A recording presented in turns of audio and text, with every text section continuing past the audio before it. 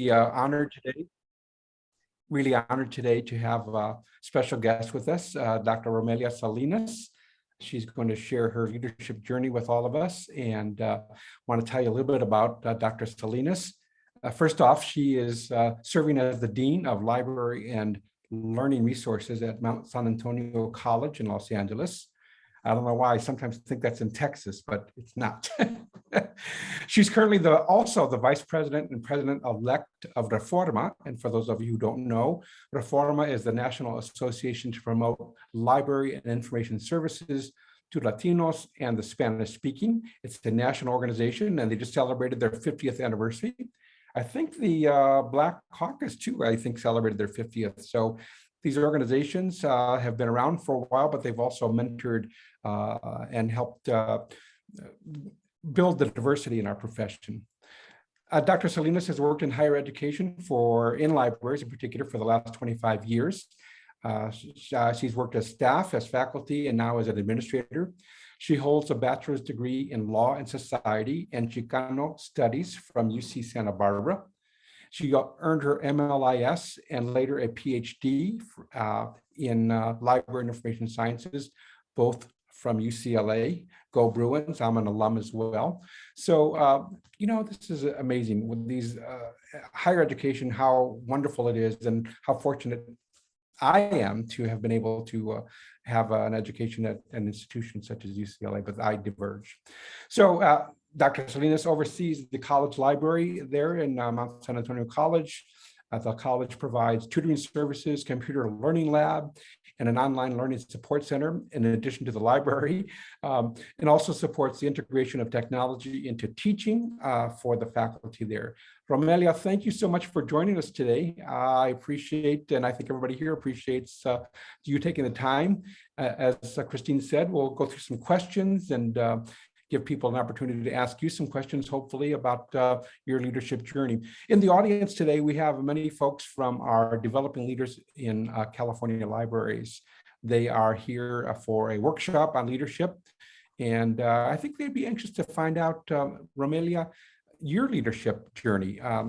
Would you please share your leadership journey with us? How did you get to where you are? Okay.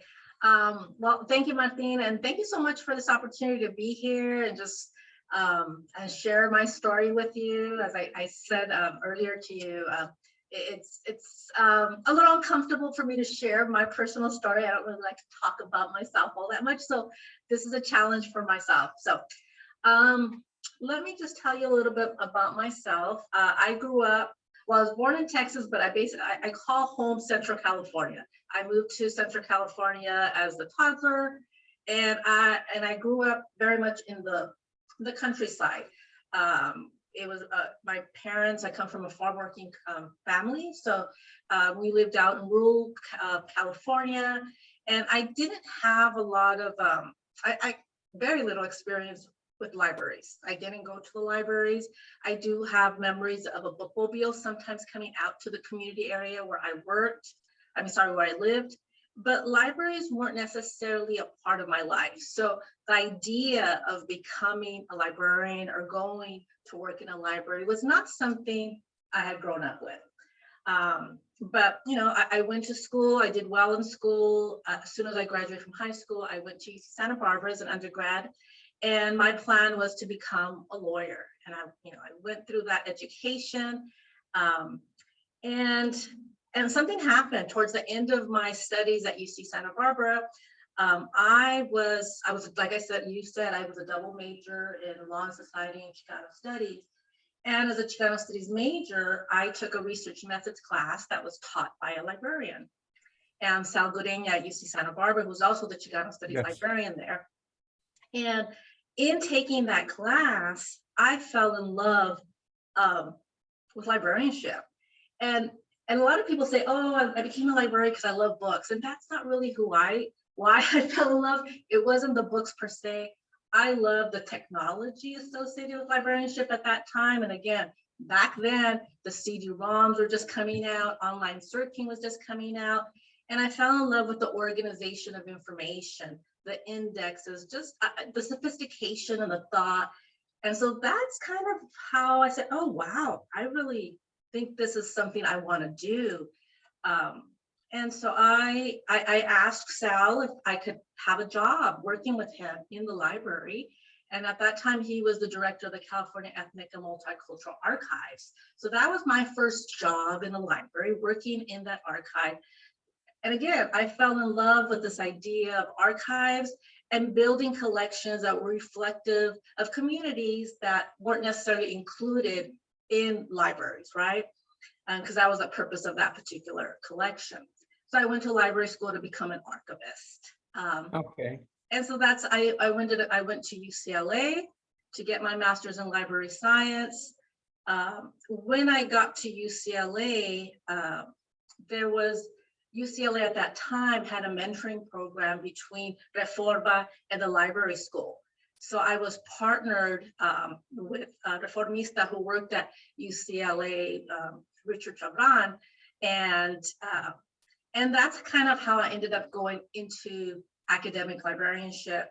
I still have a love for archives, and I try to include that as part of my work. But I ended up doing a lot of technology-related work, working with internet projects, which was a very exciting time, because at that time, the internet was just becoming a household thing, right? So I saw the whole transition from, accessing the internet through Gopher and then going over to the web. And so it was a very exciting time, and to be able to be part of that, it was just amazing. So, I had what prompted you then to go on for your doctorate? What was your tipping point there?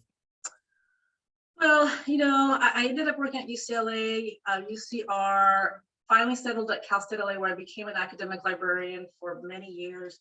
And during the time I was there, I guess I get bored doing the same thing over and over. And so I'm always looking for challenges. And at some point, I just decided, I think there's more for me to do. And I had always thought that I wanted to be a library school professor at some point. Mm-hmm. And so I said, okay, maybe this is the time to do it. And so that's why I went to get my PhD. My goal had been that I wanted to go into teaching at a library school. Needless to say, the timing wasn't perfect. I got my PhD, but by then my kids were about to go into college, and I was like, I can't really take a pay cut. I can't really move. So I decided that, okay, maybe I'm going to start moving into administration and try to make my PhD work in another way. Yeah. And so that's what I did. I left Cal State LA, and I came over and to become the associate dean here at Mount SAC. And just last July, I got promoted to be the dean of library and learning resources here, and which it's a fantastic place to work. I love working here. So I was surprised, we were talking a little earlier about the number of students that are there. What did you say? How many students are there daytime? Mount SAC is the largest single district college in the state. And so right now we have almost 16,000 students coming as face-to-face, and then we have about as much online. So we generally have a little over 30,000 students at any time. So we're huge. Yes, that is huge. So, one of the things that we have built our program on, and this leadership program, has to do with the leadership competencies that were developed by LAMA, which is now CORE. LAMA was the division, as you know, of the American Library Association. And I'm wondering about, your thinking about these competencies. And in particular, are there any in particular that you feel that are, especially today in kind of what we're going through in this country and globally, that are more relevant? Or maybe there's some things that are missing that you think that, gosh, if they would just talk more about X, Y, or Z, that would be important. What do you think? Well, I did take a moment and I reviewed the competencies. And I think for me, one of the most important one is ethics. And I would even say convictions. We are very much a service profession. And I lead with my ethics and my convictions. I think about why I'm in this profession, how I think information can empower our communities and our students. And so when I do my day-to-day work, that always guides my decision-making, my interactions with people. So I think that is a competency that I think is essential and important for everyone to think about. What are my personal ethics and how does it impact how I think, how I work, and how I interact? I think the other part, especially in today's, what's happening with the pandemic and all the changes, having the ability to be forward thinking and managing change. I think those are competencies that are essential. It's been such a difficult 2 years. We need to be flexible. We need to have, sensitivity and compassion for both our users as well as our employees. But we also think about the future. We can't just focus on today and make all the decisions based on what's happening today. We have to think about the future and the financial health of our organization and the future of our libraries.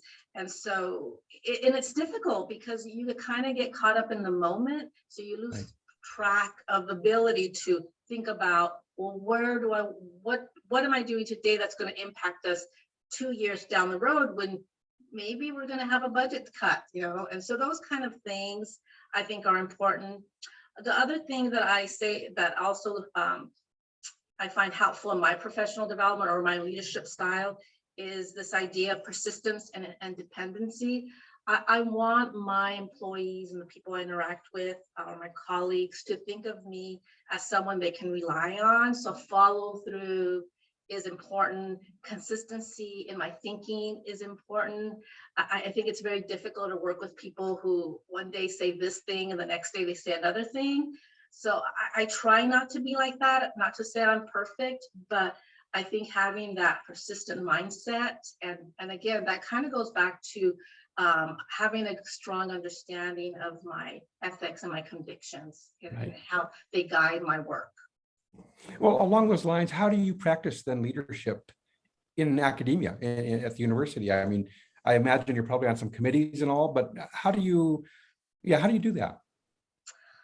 Well, I think that's a very interesting question. I think it's a little different on campus because, yes, I definitely serve on committees. I try to take leadership roles when I can. I almost think that to be a leader on campus for a library or for my division in general, I have to always be advocating for what we do and be able to explain how what we do impacts student success, because ultimately we are very much funded through enrollment, and so it's all about students, metrics like student success, student retention. So how do I fit the work that we do into those metrics? So having that ability to explain that to people who might not think about, like, oh, I never thought about it that way. And I get a lot of that sometimes when I say things that say, oh, I didn't know the library did that, or I had never seen it that way. The other thing that I do as a way of trying to have some sort of influence on campus is to seek out partnerships across the campus. Where can we partner to not only create a presence on campus, but to really take our service outside the library? I think it's important we do that and don't limit ourselves to functioning or working within the library. It's important we're out there present in other ways. So forming partnerships with other campus units, I think that's really effective. Do you also have, as part of your responsibilities, extending the library outside of the campus? Outside the campus, not like just high schools or other, yeah. We do have, we have high school students. We have our dual enrollment programs. We have like college entrance or academies where students from the high schools are college students, but they take classes on their home colleges. We provide online services to them. They are eligible to come in and use our services in person if they choose to, because they are our students, but we do try to market our online services to them, whether it's our databases, our ebooks, our online reference services. So those are the kinds of ways we try to support our high school or community students that are connected to in that way to us. Okay. So we have, I think, a question in the box here. Let's see what that is. This is from Carolyn Coward, and she said, during your doctoral program, what was it that sustained you during the tough times and frustrations and saw you through to completion? Did you have a fire in the belly or a light at the end of the tunnel that kept you going? So I get a lot of people coming to talk to me about, should I get a PhD? I'm thinking about getting a PhD, should I do it? And I always tell people, if you're going to do it, you really have to be so committed to it, because there's going to be a million reasons that are going to come up that are going to provide you an opportunity to stop. Whether it's, family, it's just so many other things that can happen. So it really has to be something you want to do, because it's so hard. It's not easy. So why did I do it? I think there was two reasons. One is because I'm just that kind of a person where I start something, I don't like to not finish it. I just think it's how I'm kind of built. The other thing also is, I had a great fellowship. And so, the idea, so I had that financial support. And so I didn't want to lose that. And if I stopped going, if I took time off, the idea of losing that financial award kind of also helped. Like, no, I got to finish this. I just kind of go through, but it was difficult. I was still working part of the time. I took a leave of absence from work at Cal State LA, maybe for my first year or two. But the rest of the time I was working full time. I had small children. I think my daughter was like 3 or 4 years old and my son was like 8. It was difficult. Sometimes I didn't know if I was coming or going. So it took a lot of grit, even though I don't really like that word for itself, but it's about being organized too. It's like every single moment of my day was planned.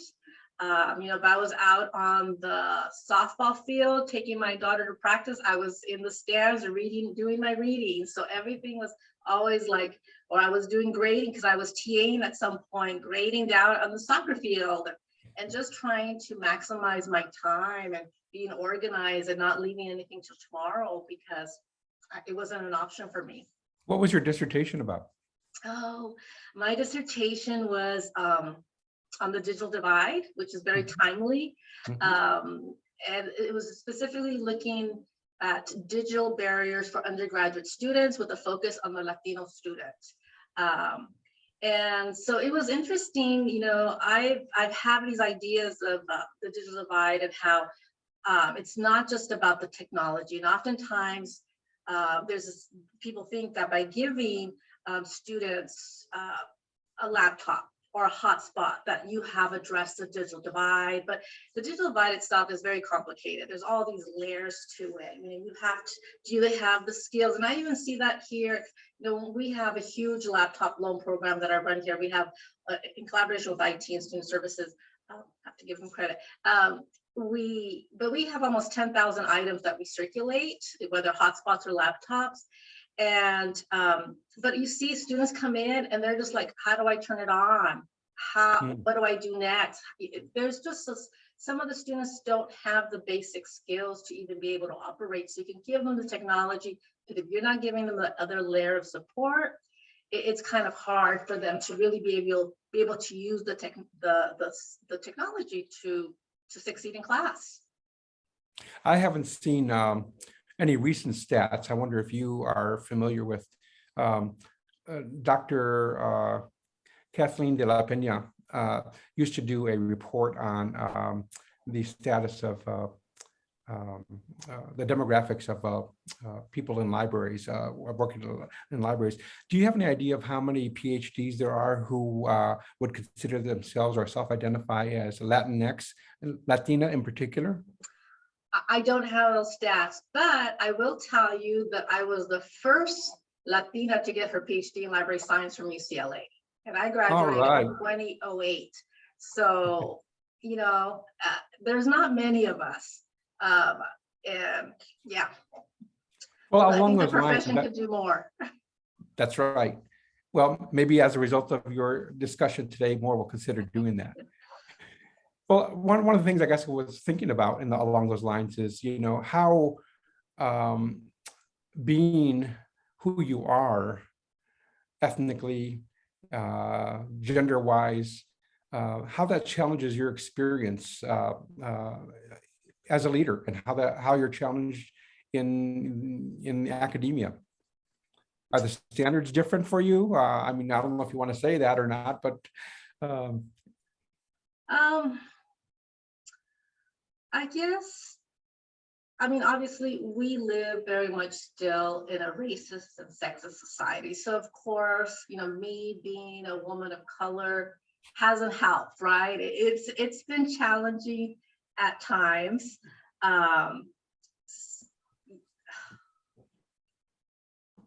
Some of the examples I could say is,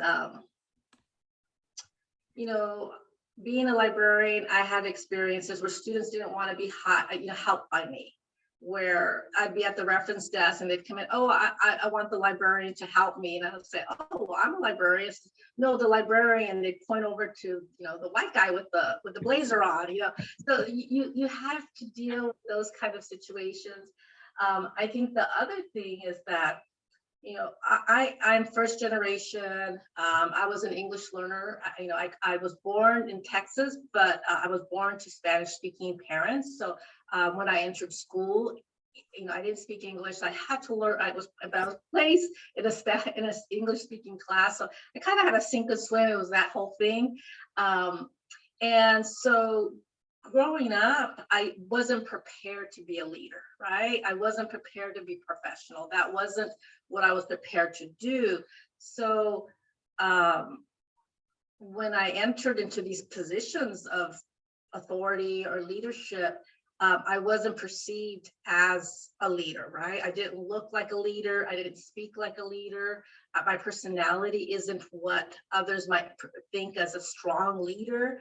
So I felt like it was always so hard for me to prove myself. I had to always work harder. I had to get that PhD. I had to be perfect at these things to be noticed, to be given an opportunity even. And a lot of times I did get passed by, where I thought like, okay, I should be the one to get that next, interim position. And I didn't get the interim position. And can I say why? For sure, no. But I do think it had a lot to do with how I look and how I talk and how I sound. And so it's been challenging. I was talking to you earlier about how in some ways, I've had to learn how to develop this other persona for myself that kind of fits and makes other people feel comfortable, which, it shouldn't be that way, right. But we are still in that situation that in order to be able to succeed, you have to be able to code switch and do Right. that and make people feel comfortable to allow you into the space. There's an area I want to probe a little bit with you. I mean, this has to do with your ascendancy to the presidency of Reforma, but I have benefited from the ethnic caucus affiliation, participating in Reforma. I served as president at one time as well. And it's kind of a situation where it's a very helpful way of feeling comfortable within your group to be able to then develop those skills, or maybe talk with folks who maybe you've seen as kind of mentors from afar, to be able to then kind of learn from that. But eventually, I think that look what's happened with the ALA's presidency and now its executive directorship. There's more. There's an ascendancy, if you will, of people of color in a lot of those organizations. It's not just in librarianship, but certainly that's the professional community that I know the most. So, Reforma has been a help for me. I'm assuming it's been a help for you. What advice do you give to people about, whether you're African American, you're Chinese American, whatever the, isms are, what do you say to folks? I mean, about joining and participating in those groups? I say do it. I mean, Reforma has been so impactful in my life. And for those of you who aren't aware of Reforma, as Martin says, it's the National Association for Rural Library Services to Latinos and the Spanish speaking. We have 20 chapters across the United States. Reach out, become involved with Reforma. I first got introduced to Reforma when I was applying to library school. They offer a national scholarship, which, I was a recipient the year I went to library school. I got the Reforma National Scholarship. And so that was my first introduction to Reforma. And once I went to UCLA and I got connected to the mentor program, and I met Richard Tabran, who, Richard till this day is still my mentor. We have an amazing relationship, and he gave me so many opportunities that there's just no way I could ever thank him. But Reforma not only gives you mentoring opportunities or any of the other national associations of librarians of color, you'll get opportunities to be mentored. You get opportunities for scholarships and travel grants, but you get the support. And I think for me, that's the most valuable thing. I have met some amazing people. I have a strong network now throughout the United States that I can call to talk about issues, to help me out, to advise me. It's just an amazing thing. And yes, we celebrated our 50th anniversary last year, and we had that big gala event, and we came together and reflected on our history. And we've done some amazing things over the year. We still are, and I'm so proud to be part of Reforma. And that's why I decided to become, to run for president. I have been invited to run, and I never did because I never felt it was the right time. But now that I'm getting towards the end of my career, I said, I got to do it now, or it's just too late. I felt like I needed to give back, and I have had a number of positions with the Reforma. I served as LA chapter for a number of years, president for LA chapter for a number of years. I served on Reforma National in different capacities over the years, but I knew that one day I wanted to run to be president, and so I committed to it. And so I look forward to taking the position in June. And I would encourage. What are your plans? What are your plans as president? What are my plans as Reforma president? Well, that's a big question. I'm still working on my my plan, but some of the things that I'd like to do is really think about, now that we have celebrated our 50th anniversary, and I think Reforma has gained and built, because it's all work from on the chapter level and the national level. We've built a very good reputation for ourselves among the profession. I think we're well established, we're well known, but I would really like to see how can we take Reforma out to the general community and really become a voice beyond the library profession for issues around information for the Latino community or the Latinx community or the Spanish speaking community. I don't know how we could do this, whether we do it through public service announcements, information campaigns, but really just taking the format to the next level beyond just the profession. So that's one thing that I'm interested in doing. Another thing that I'm interested in doing is I am an academic librarian. And so I do have an interest in strengthening academic librarianship within Reforma. Sometimes people feel like, oh, Reforma is more of a public library organization, but that's not true. I mean, I've been a member of Reforma for over 20 years. So, and I've always felt welcome and included, but I think we could do more. Some of the things that, that I've thought about, maybe doing like research mini grants, maybe doing research paper awards, programming that's more targeted. So I do think there's that's an area we can strengthen for Reforma. So I think I can contribute there.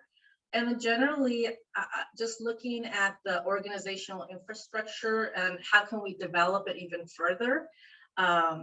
Our current president, Nicanor Diaz, he is starting the process for doing a strategic plan because our last one is 10 years old. And so we need one. So that will probably happen during my presidency. So, doing a new strategic plan and seeing where do we want to be in the next 5-10 years. We really need to also look at just our current infrastructure in the use of technology. Do we want to upgrade to newer technologies? I know that there's certain limitations with our current systems that we have. So looking at things like that. So those are some of the ideas I have at this point, but it's hard. It's hard because, again, remember, none of us get paid. We all have our full-time jobs and we have these positions on top. So I have ideas and plans, but ultimately I have to sit down and think about what's realistic. What's the one thing or two things that I hope to implement during my presidency? Well, that's wonderful. I think that, one of the things I've noticed when I speak with people like you who are recognized as leaders is that they have multitudes of ideas and just not enough time to do them all. And, what's the old saying, if you want to get something done, you give it to a busy person. Are you going to be able to then maybe take a little leave of absence from your daytime job to work on some of these projects? No. Okay. I'm not. Well, And it's funny because when I agreed to run for president, I was the associate dean at that time, and I had spoken to my dean and I shared with her my plans, and I wanted her support, and she said yes. But then since then, like I said, in July, I got promoted to be dean. And not only that, I kind of lost the associate dean position. So now I'm kind of doing two jobs. And now, and then also the presidency. So it's going to be a challenge, but, I have a great team in Reforma. I know people are going to pitch in and help me succeed because that's how we do it in Reforma. We help each other out. right. So I'm going to lean a lot on my fellow Reformistas to keep me afloat in this process. Well, listen, they're already doing that. And by the way, I want to encourage people to put some questions forward. We're happy to answer them. I think we'll be happy to answer them. We have one comment here I thought was interesting, that this commentor said that fantastic talk. Well, thank you. She says, I'm not an academic librarian, but I'm gaining so much from this. So there you go. You're kind of a bridge builder too for some of those folks who may be thinking, maybe I should. And our good colleague and friend Mario Asensio is putting a pitch in here for people who want to join Reforma, and there's the website there for people who want to know more about it. So, one of your big fans here says, end of career. What? Well, we could hope, right? I mean, I don't want to work forever. At some point, I want to retire. And I kind of would, I became a librarian when I was 24. I was very young. So I've been a librarian for a long time.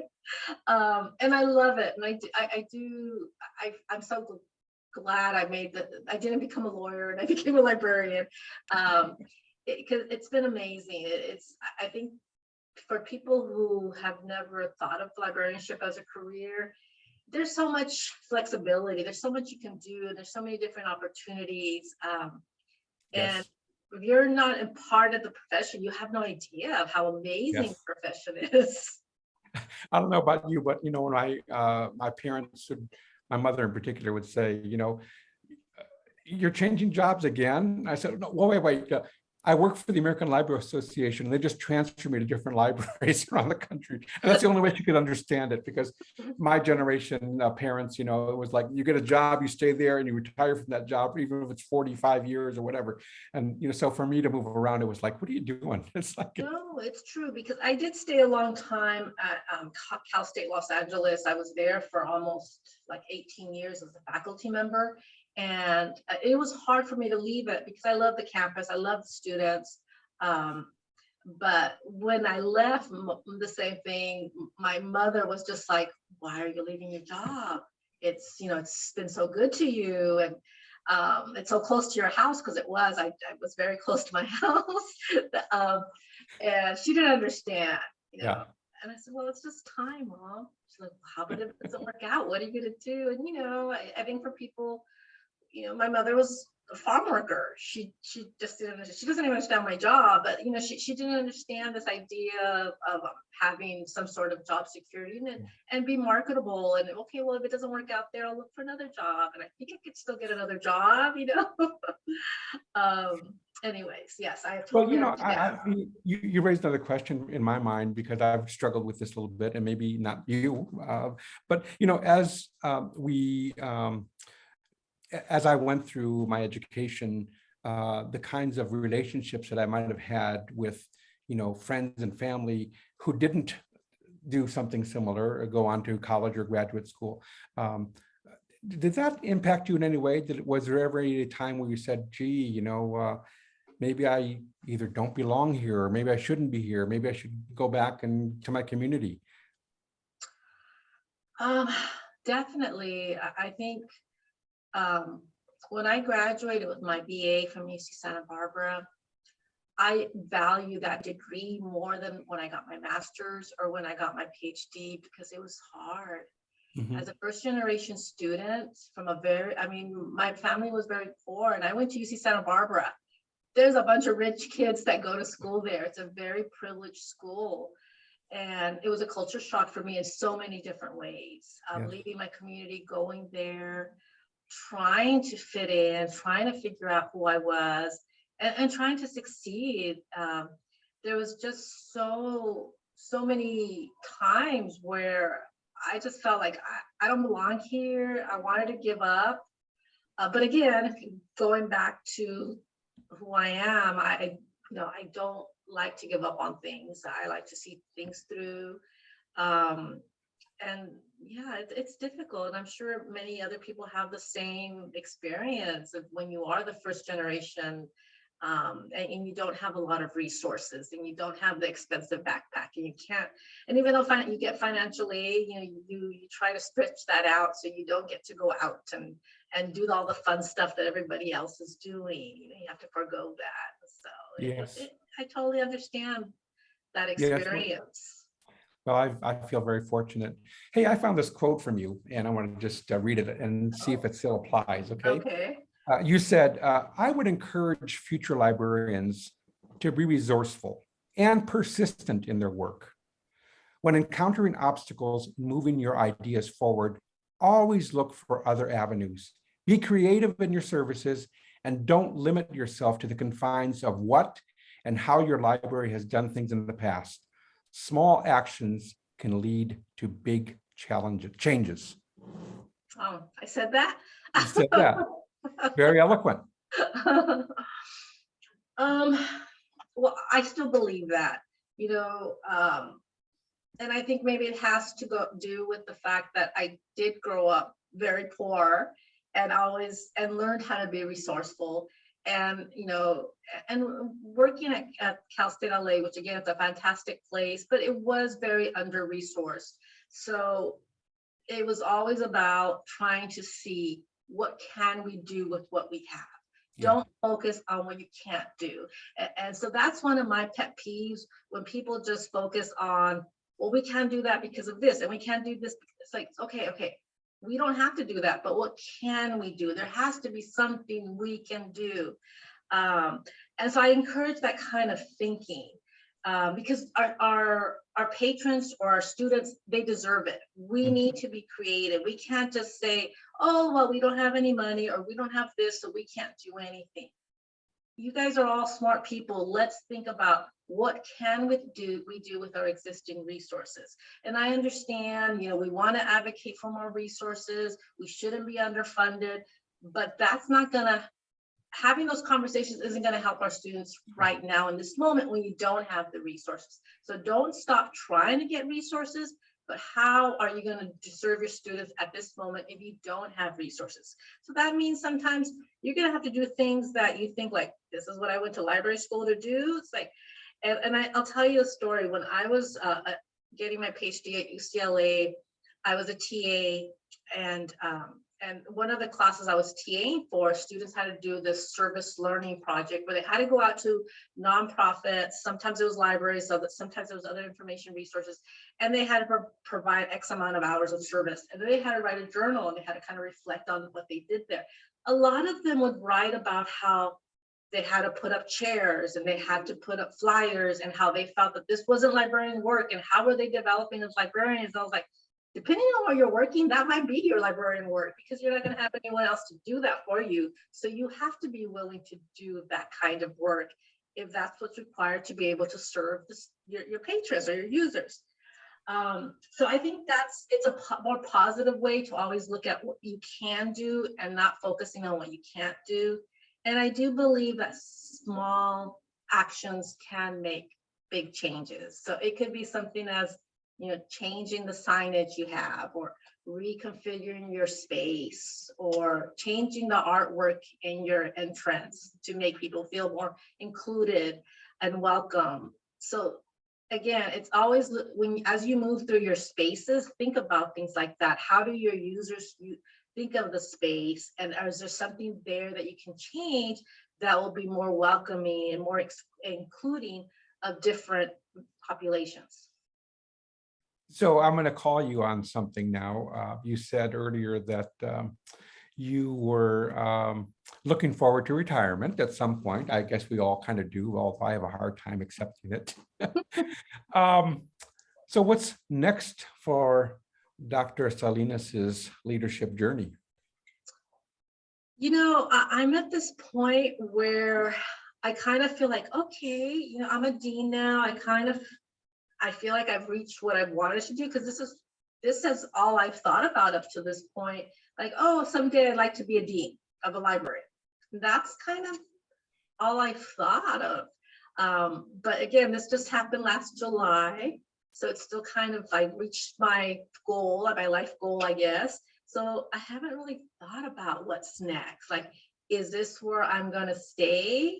Do I pursue some other kind of position? Do I go to, I love, this is my first community college position, so it's very new to me. I've learned a lot. It's very different than a 4-year university, which is what I had most of my experience in. But at the same time, I love it because this is where a lot of the hard work happens. Think about, for those of you who are in higher education, think about a lot of your students are going to be transfer students. And where are they coming from? They're coming from the community colleges. And sometimes they stay here for a long time because they're coming with all these other issues. They're working parents. They have all these other responsibilities. And so for them to be able to graduate and transfer is a big accomplishment for them. So they have shown a lot of dedication to their studies. So I feel very grateful and fortunate to be part of that transformation in their lives and to be able to contribute to it. So I like working at the community colleges. I think I want to stay here, but I'm not sure. We'll see what happens. What's next? I know I talk a lot about retiring, but I know I still have a lot of years more to go. But if I stay here, I'd be happy. I mean, I really enjoy my work here. Your passion and your commitment and conviction, I think, are coming through very strong. And, the students at your school, and as well as the instructors and other faculty, they should recognize how valuable that you are to them and the work that you do. And if you stay there for the next 10 years or whatever, I'm sure that passion will continue, and they're all going to benefit.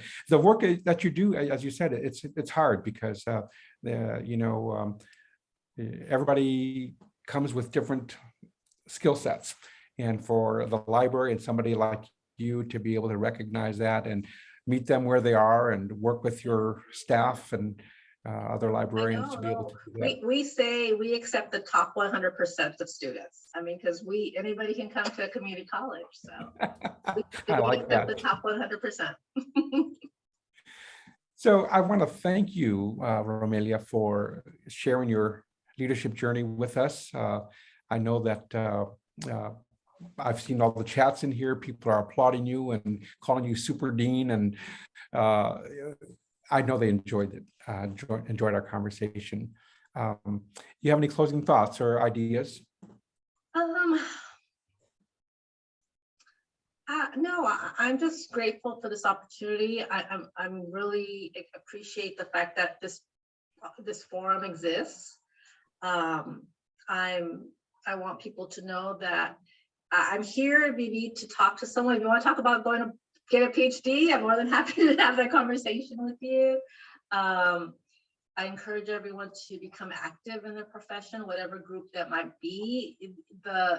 I know it's difficult because we're all busy, but the benefits that you reap from participating in something like Reforma or any of the other National Librarians of Color, it is just tremendous. It's life-changing.